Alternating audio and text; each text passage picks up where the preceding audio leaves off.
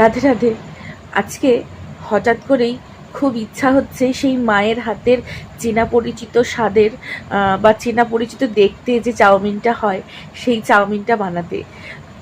মা আজকে আমার কাছে নেই, মানে নেই বলতে আমার মা 2020 সালে মারা গেছেন। হঠাৎ করেই মায়ের হাতের বানানো এই চাউমিনটা খেতে খুব ইচ্ছা হচ্ছে, জানো তো। ইচ্ছা হচ্ছিল, তাই ভাবলাম একটু বানিয়ে নিই।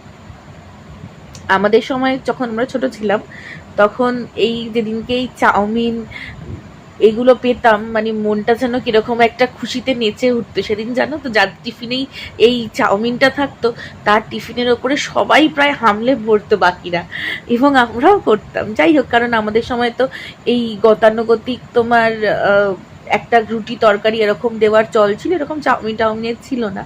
তো যাই হোক, যখন পেতাম খুব খুশি হয়ে যেতাম।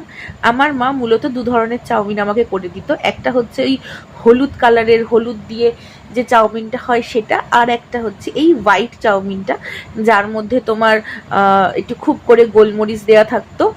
আর এই দুটো চাউমিনই আমার ভীষণ প্রিয়, মানে মায়ের হাতের স্বাদটা আবার মনে পড়ে গেল। চলো আজকের জন্য এইটুকুনি, টাটা।